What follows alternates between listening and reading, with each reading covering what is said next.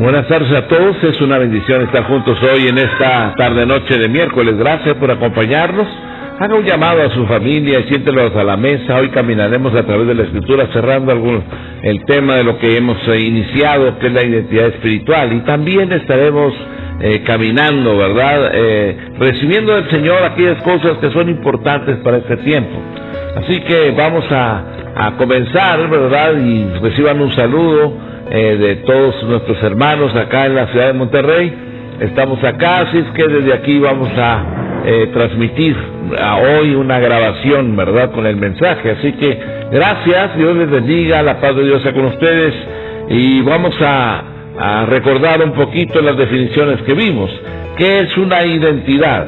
Cada persona necesita conocer quién es, cuáles son sus fuerzas, cuáles son sus habilidades, de dónde viene y a dónde va.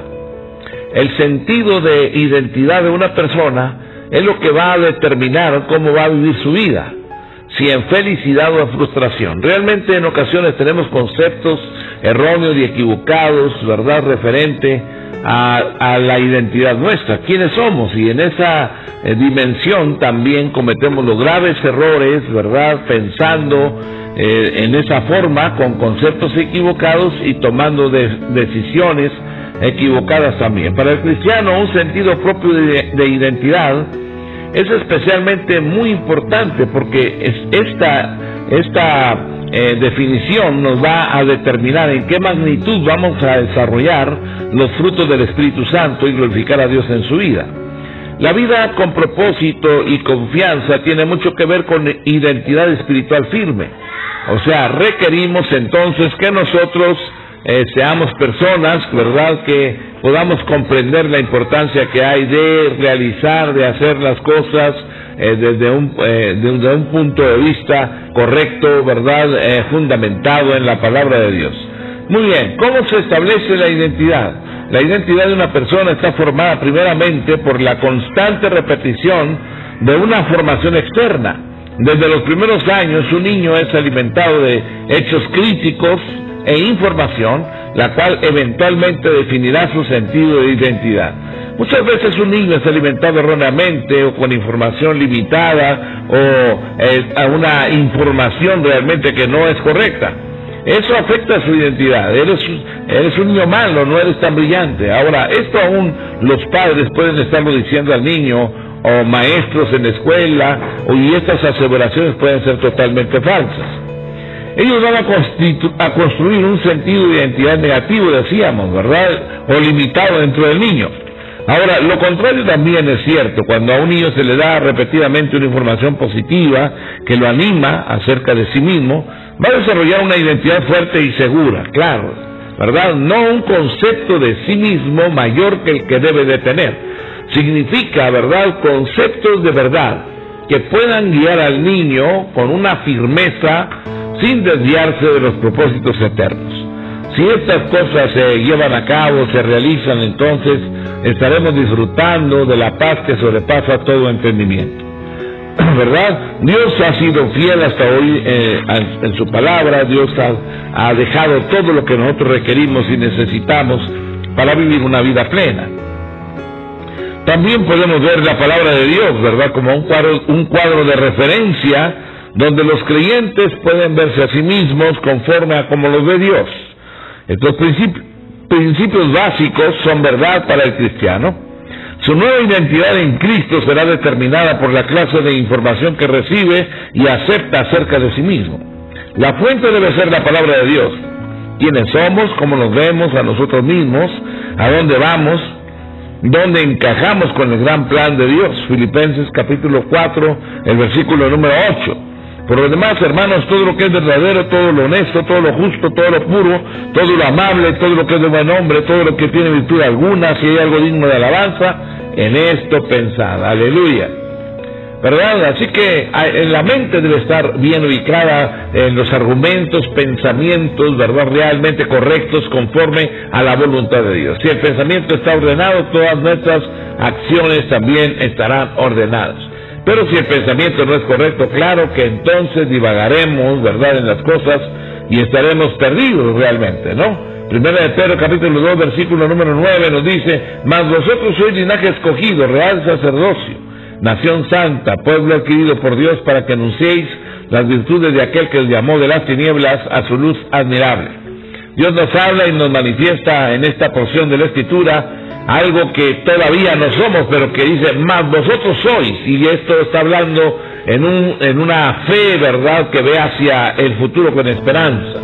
Mas vosotros sois linaje escogido, real sacerdocio, nación santa, pueblo adquirido por Dios, para que anunciéis, ¿verdad? Y cuando habla pueblo adquirido por Dios, pues claro que estamos observando que Él pagó un precio por todos y cada uno de aquellos que han creído en Él, ¿verdad? Y la identidad puede ser una identidad temporal, decíamos, o una identidad eterna.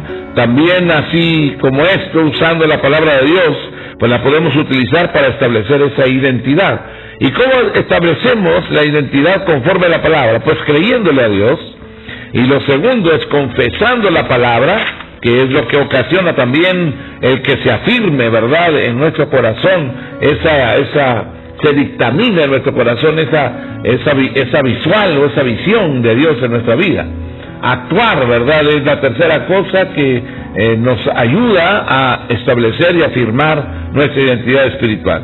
Y los cuadros de fe que veíamos realmente que son bastante importantes, ¿verdad?, porque estamos viendo conceptos de cuadros de fe que Dios utilizó para utilizar o para usar a los hombres, ¿verdad?, en algunos momentos determinados.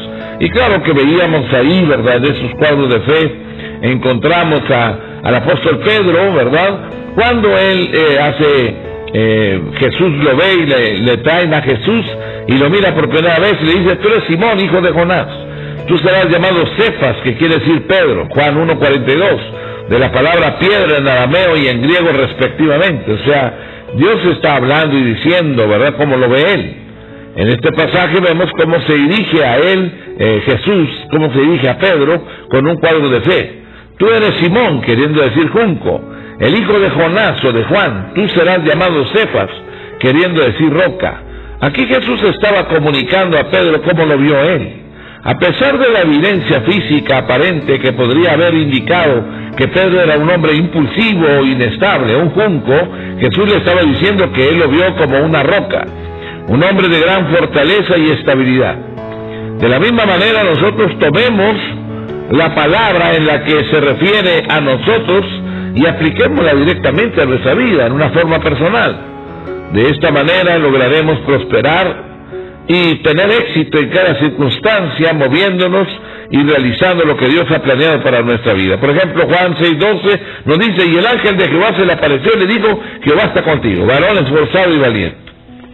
Muy bien, ahí le está hablando a Gedeón, ¿verdad? Y aquí este cuadro de fe del corazón de Dios. Te veo como un hombre de valor. Esto lo dice Dios.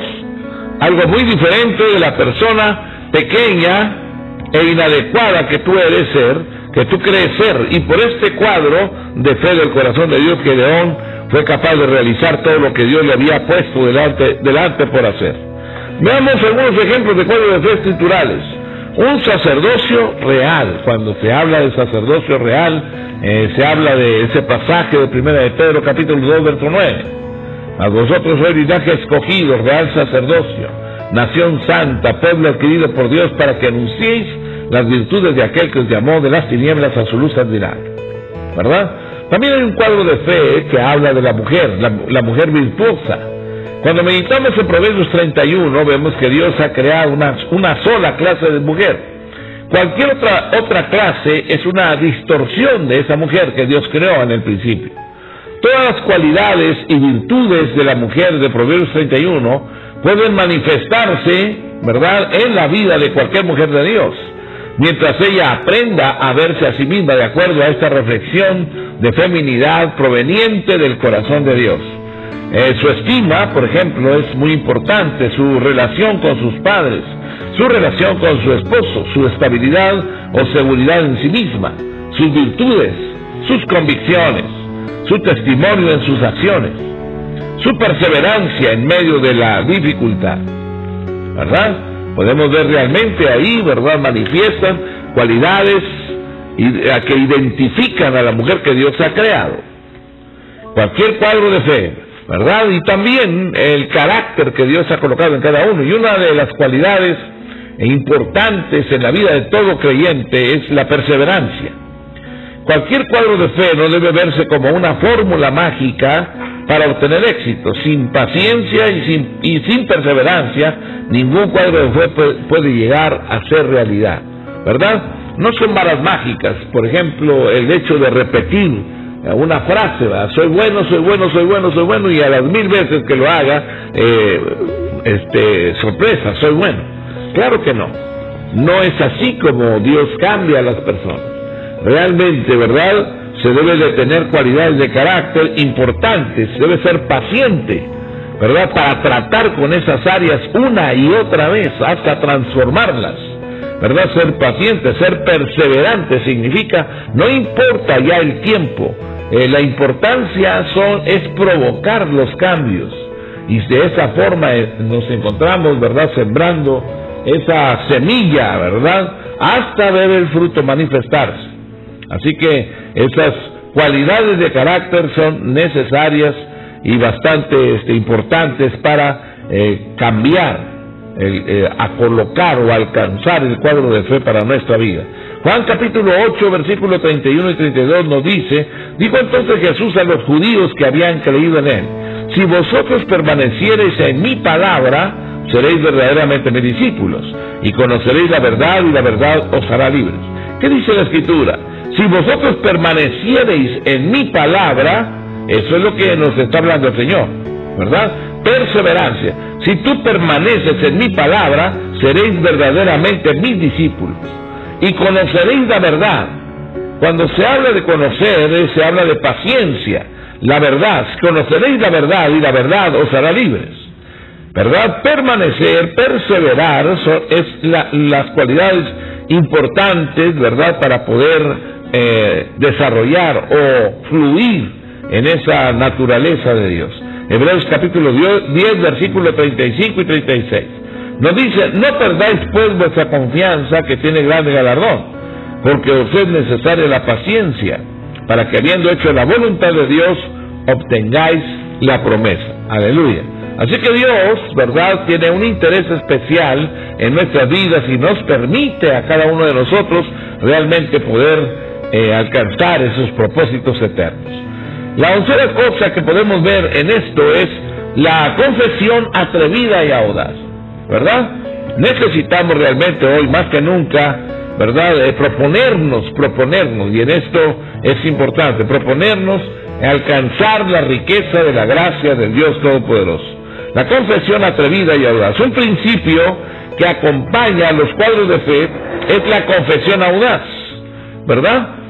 Una vez que creemos algo, si tú crees, apropias una promesa de Dios o una declaración que Dios hace, que son esos grandes tesoros que te encuentras en la palabra al estar meditando en ella. Cuando tú encuentras esos tesoros de Dios, entonces les aplicas tu fe, le crees a Dios, ¿verdad? Y una vez que crees algo de la palabra, esto debe ser confesado y atrevidamente hablado, o sea, declarándolo. No es porque ves las cosas, realmente las cosas no se ven, por eso nos habla la Escritura y nos dice que es por fe. O sea, creemos sin ver, y le creemos a Dios, creemos el mandato, la ordenanza, la profecía de Dios. Y cuando nosotros le creemos a Dios, entonces actúa el poder de Dios. Y esto es realmente lo que nosotros requerimos o necesitamos, ¿verdad? Es una confesión audaz. Y una vez que lo creemos, entonces, ¿verdad?, debe ser confesado y hablado, declarado. Y al confesarlo y creerlo, nuestro pensamiento y actitud comienza a conformar nuestra creencia, hasta que todas nuestras acciones se alineen con la promesa o cuadro de fe que creemos, y finalmente se manifieste para que todos lo vean. Muy bien, el poder de la lengua también es necesario que esto nos identifique y poder utilizar nuestra boca para emitir palabras de vida, ¿verdad? Lo que confesemos con nuestra boca va a influir en el resultado de cada día y de toda nuestra vida. La razón es porque hay poder en lo que hablamos. Proverbios 18:21 nos dice: la muerte y la vida están en poder de la lengua, y el que la ama comerá de sus frutos, ¿verdad? Así que si yo soy una persona que quiere o desea o anhela la bendición de Dios sobre mi vida, entonces tengo que tener mucho cuidado en las cosas que hablo, porque con la boca se da vida o muerte, y yo soy llamado a dar vida siempre. Proverbios 12, verso 14: el hombre será saciado del bien del fruto de su boca, y le será pagado según la obra de sus manos. Dios nos habla y nos manifiesta, ¿verdad? El hombre será saciado de bien del fruto de su boca.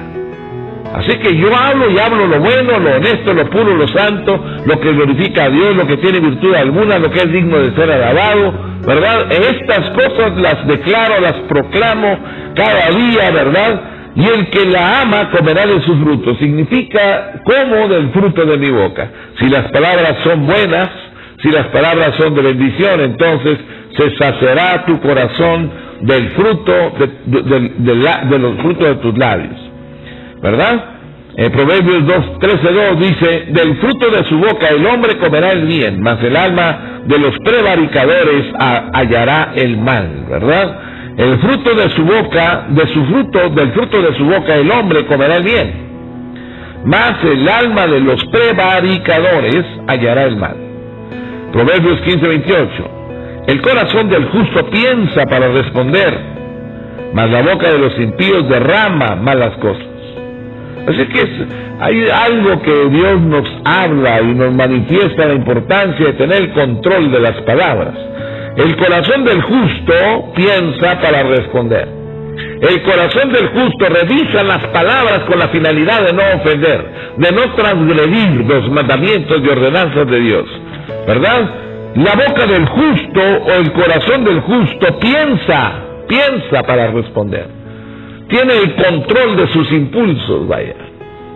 Esto es importante, ¿verdad? Porque de repente somos impulsivos. Emitimos palabras de las cuales después nos arrepentimos. Y cuando yo me arrepiento de lo que hablo, de lo que hago, significa que no estoy de acuerdo con lo que hice. Y si no estoy de acuerdo con lo que hago, entonces la grande pregunta es: ¿por qué hago cosas con las cuales no estoy de acuerdo? ¿Verdad? Porque hay alguien que te maneja, que te impulsa. Hay alguien que ocasiona que tú respondas de formas equivocadas, que te está robando la bendición de Dios. Podemos confesarlo, y así de esta forma podríamos decirlo, ¿verdad? Las confesiones audaces que decíamos en el Salmo 118, verso 24. Este es el día que hizo Jehová, nos gozaremos y alegraremos en él. Podemos confesarlo y así de esta forma cambiar las situaciones que vivimos a través de la confesión que hacemos con nuestros labios. La verdad contra los hechos. Las circunstancias quizás señalen lo contrario de lo que confesamos, pero andamos por fe.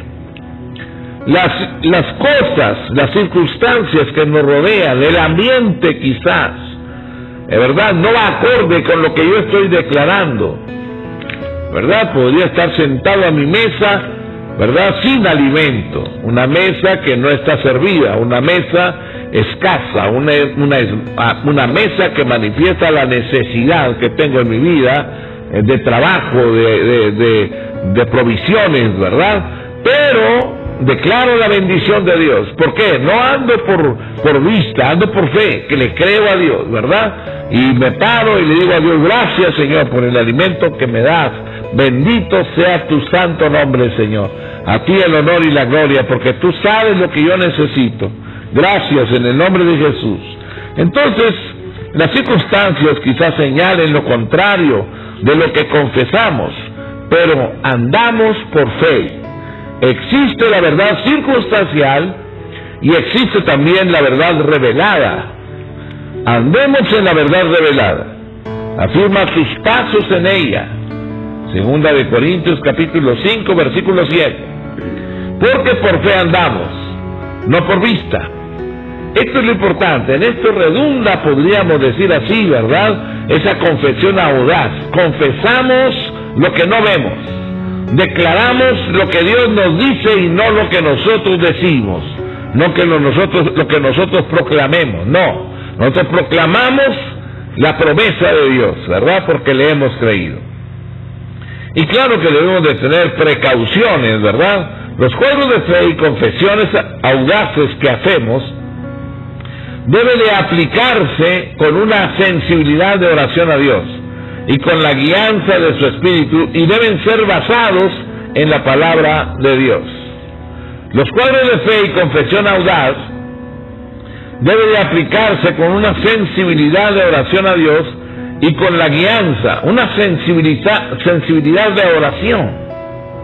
O sea, yo leo el cuadro de fe, pero debe de haber esa afirmación o confirmación que el Espíritu Santo me da a mí, porque esa palabra brinca, salta, se hace relevante en la lectura bíblica. Y entonces digo, mira lo que aquí dice, y en ese momento mi corazón se regocija, se alegra. La razón es porque estoy recibiendo una palabra, un rema de Dios, ¿verdad? Creo que es para mí esa palabra. Entonces debo tener esa precaución, ¿verdad? Que con una sensibilidad de oración a Dios y con la guianza de su Espíritu, ¿verdad?, debemos de recibir esos cuadros de fe y deben ser basados en la palabra de Dios. Muy bien, con esa continuación que hay en la Escritura, con esa continuación en la palabra, es como conocer la Escritura, pero saber que no terminamos, nos falta vida realmente para poder entender la totalidad de la palabra. Así que toda nuestra vida no terminamos en entenderla, en interpretar la palabra para nuestra vida. Así que debe haber una continuidad en la palabra. Una completa madurez vendrá en la medida que nos dediquemos al estudio de la palabra, que nos dediquemos a aplicarla de una forma continua en nuestra vida. Podría tenerla realmente como un recetario, o sea, algo que tengo ahí y voy cuando tengo necesidad, y cuando no tengo necesidad me olvido de ello. Claro que no. La meditación en la Escritura debe ser siempre, ¿verdad? Debe ser siempre. Entonces, la continuación de la palabra es importante. Una completa madurez. Madurez. ¿Qué significa madurez? Significa que estoy buscando glorificar a Dios con mis hechos y estoy enriqueciendo el conocimiento de la palabra para obedecer a Dios. Cuando yo estoy afirmado en ello, entonces no tengo ninguna dificultad. Sé lo que tengo que hacer y sé por qué lo estoy haciendo. Ahora, reciba o no reciba, eso es lo de menos. Conozco a Dios y Él es el todo en mi vida. Por esa circunstancia, ¿verdad?, no divago en el pensamiento. Permanezco en Él todos los días de mi vida, aunque probablemente esté pensando yo que hoy, ¿verdad?, en este día Dios no me está escuchando. Pues aunque yo sienta que no me escucha, sé que me oye. Y sé que me oye porque Él me prometió que Él estaría conmigo todos los días hasta el fin del mundo. Así que necesitamos continuar, esa continuidad en la palabra, esa madurez, ¿verdad? Y esa madurez viene en la medida que nos dediquemos al estudio de la palabra, que nos dediquemos al estudio de la palabra y esa aplicación continua de la palabra de Dios, ¿verdad? ¿Por qué me va bien en el trabajo? Porque dedico tiempo a Él. ¿Por qué me va bien en mi relación con mis amigos? Pues porque alimento esa relación con ellos, ¿verdad?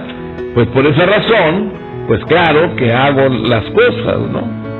Ahora, la meditación en la palabra es esencial para el éxito en la vida cristiana, es esencial para una firme identidad espiritual, ¿verdad? Meditando no veas las cosas de Dios superficialmente, no las apliques en un razonamiento humano, sino intégrate a la comunicación con el Señor y de esa forma estarás profundizando, ¿verdad? Porque hay cosas que lees superficialmente y que no puedes entender por qué Dios, ¿verdad?, nos pide ciertas cosas.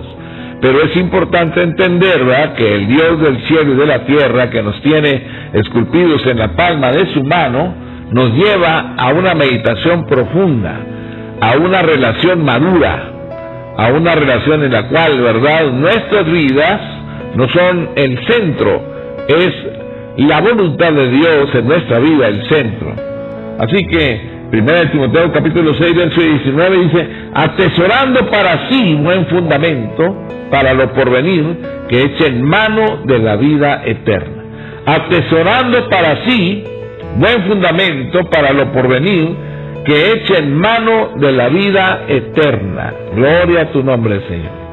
Así que vamos caminando en el Señor día con día, ¿verdad? Pero dice aquí, atesorando, atesorando, atesorando. Y cuando se habla de atesorar, significa encontrar el tesoro y apropiarlo, guardarlo, cuidarlo, ¿verdad? No disiparlo, no derramarlo, no tirarlo, es atesorarlo, apropiarlo, ¿verdad? Y cuando se habla de atesorando para sí buen fundamento, significa atesorando los fundamentos y principios de la ley de Dios para ser prosperados en nuestras almas, para lo porvenir, para que echen mano de la vida eterna, ¿verdad? Estos principios nos llevan a vivir, ¿verdad? La eternidad desde hoy. Desde el momento de conocer a Cristo, vas aplicando los principios de la ley de Dios, y esos principios te llevan a vivir la vida eterna desde ahora. No necesitamos llegar al cielo, sino el cielo será aquí, ¿verdad? ¿Por qué? Porque estás aplicando los principios del Eterno, los principios de Dios, ¿verdad? Así que dice, echa fuera el enojo. Pero bueno, enojarse es bueno. No, enojarse no es bueno, ¿verdad? El enojo lo aplico cuando caprichosamente quiero hacer lo que yo quiero y no estoy de acuerdo en que alguien me contradiga, entonces me molesto, me enojo. Pero ese capricho no es correcto.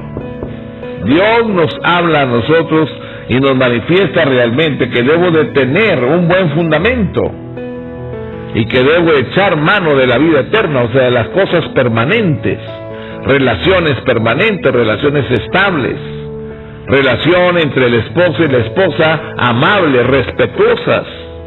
Esas son las cosas que nos llevan a disfrutar la vida que Dios nos ha dado, ¿verdad? Otra de ellas es el compañerismo, ¿verdad? Que son cosas que nos identifican. La importancia de mantener y desarrollar relaciones en el Señor con otras personas cristianas comprometidos, ¿verdad? Esto es vital para nuestro crecimiento espiritual y nuestro aprendizaje de la palabra de Dios. Así que es importante que nosotros, ¿verdad?, vayamos recibiendo, ¿verdad?, del Señor los fundamentos de la ley de Dios para que de esa forma, ¿verdad?, mantener y desarrollar relaciones amables con las personas, ¿verdad? Y esas relaciones amables de compromiso con la gente son vitales para nuestro crecimiento espiritual, para nuestro aprendizaje de la palabra de Dios. Hebreos capítulo 10, versículo 24 y 25. Y considerémonos unos a otros para estimularnos al amor y a las buenas obras, no dejando de congregarnos como algunos tienen por costumbre, sino exhortándonos, y tanto más cuando veis que aquel día se acerca. Considérate, o sea, considerémonos unos a otros para estimularnos al amor y a las buenas obras, ¿verdad? O sea, la relación entre un cristiano y otro es con la finalidad de estimularnos para seguir haciendo las cosas correctas, buenas, honestas, íntegras, ¿verdad?, en el Señor, con la finalidad de que de esa forma podamos permanecer hasta que veamos a Cristo cara a cara.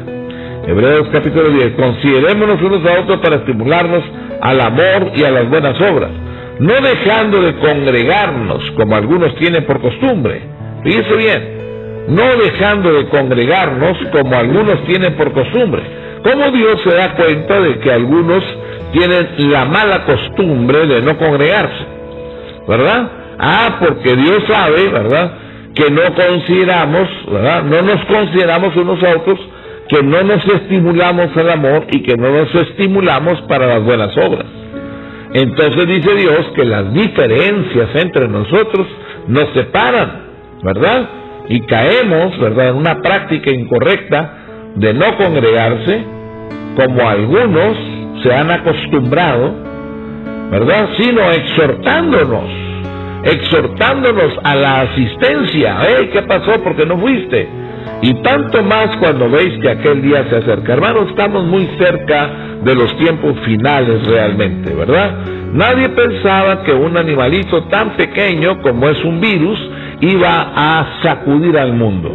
Y mire, aquí estamos, ¿verdad? En la casa, escondidos, guardándonos de un animalito tan pequeño, y Dios nos envió a la casa.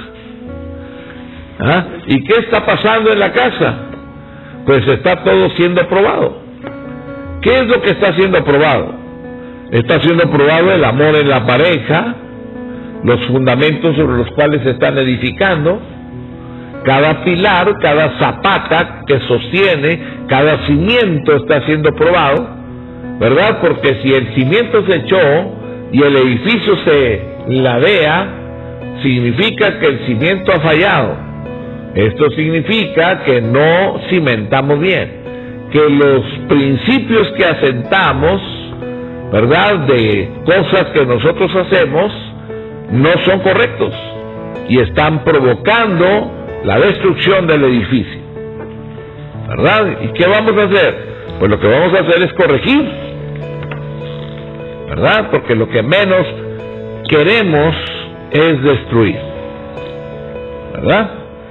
Así que el compañerismo es importante. Y la oración es algo que nos debe de distinguir también. Así como el meditar y actuar en la palabra, también la oración es esencial para el desarrollo de nuestra fe, ¿verdad? De esa óptima relación con Dios. La oración es la comunicación con Dios. Usted llega y pide los tacos en el puesto, pide la comida, pide el paso para cruzar la calle y todo ello, y usted está comunicándose con la gente, ¿verdad? Pero ¿cómo comunicarnos con Dios? Pues necesitamos orar, necesitamos hablar con Dios, y es la oración la que nos permite estar en esa comunicación con Él. Así como el meditar y actuar en la palabra, también la oración es esencial para el desarrollo de nuestra fe. Óptima relación con Dios. Crecemos en nuestra sensibilidad espiritual cuando comenzamos a orar, y en la voluntad también confirmando nuestra conciencia, ¿verdad? O sea, aplicamos la dirección correcta cuando hemos estado en comunicación con el Señor, ¿verdad? El Señor nos dice, ¿verdad?, que Él nos guía, que aquellos que son guiados por el Espíritu Santo, estos son hijos de Dios. Así que esos que son guiados, y para ser guiados necesitamos esa comunicación con el Señor. Y en la voluntad, confirmando nuestra conciencia, ¿verdad? Ya que al estar en oración con Dios, está siendo confirmado también el hecho de que las cosas que están acudiendo a nuestra mente van de acuerdo con aquel que nos llamó de las tinieblas a su luz admirable.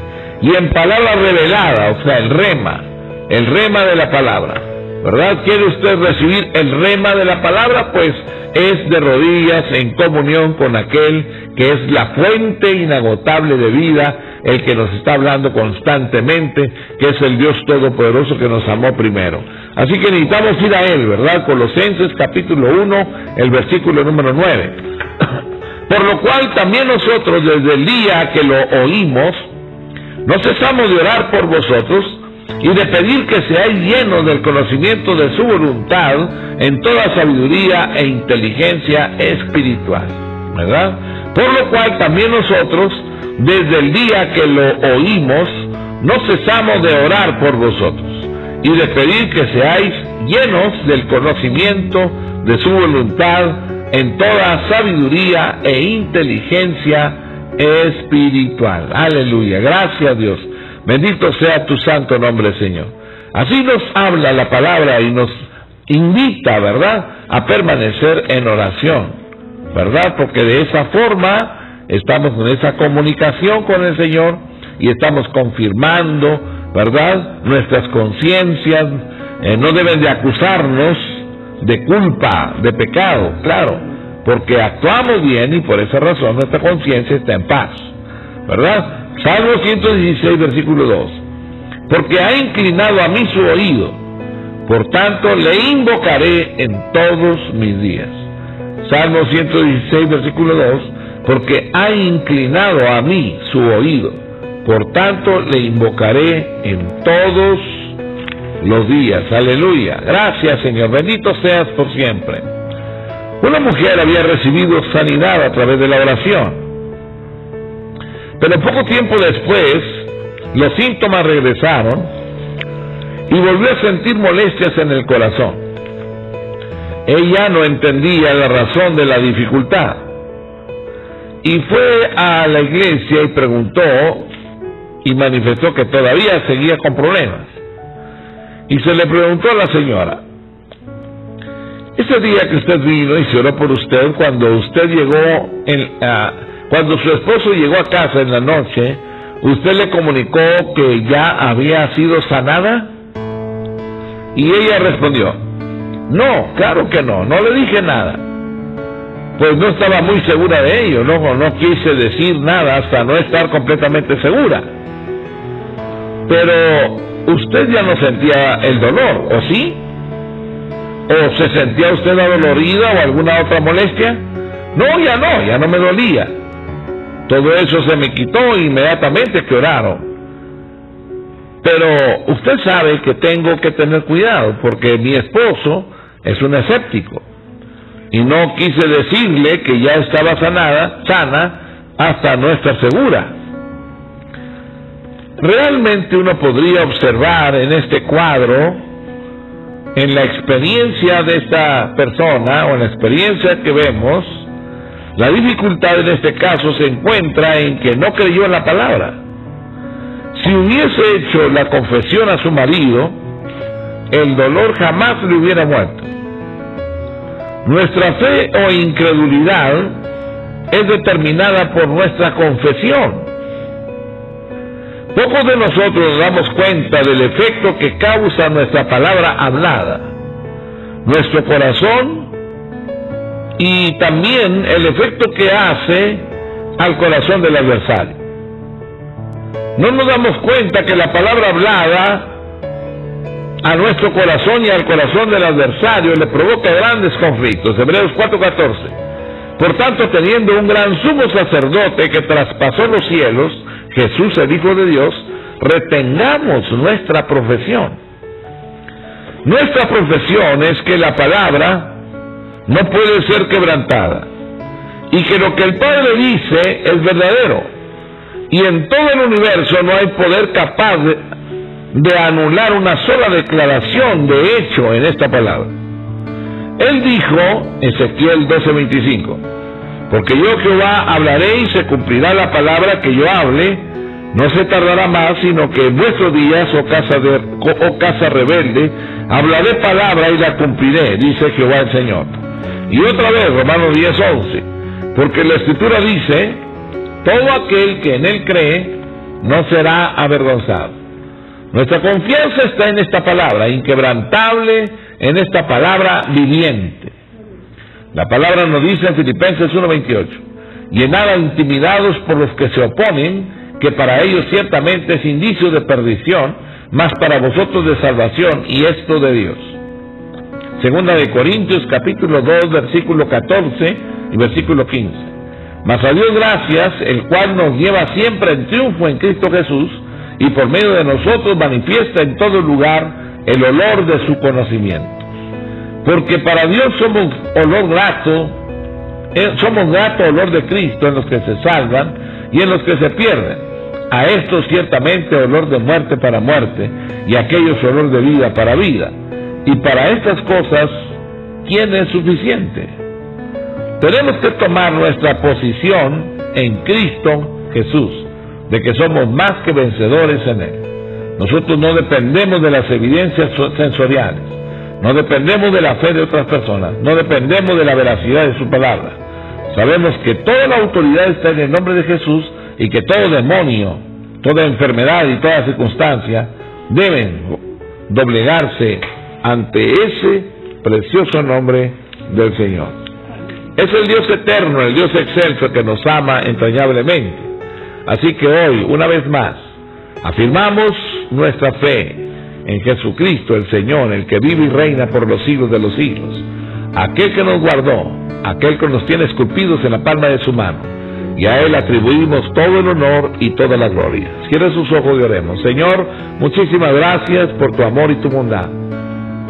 Guárdanos en el hueco de tu mano y líbranos del mal. Te lo pedimos todo en el bendito nombre de Cristo, nuestro Señor y Salvador. Amén.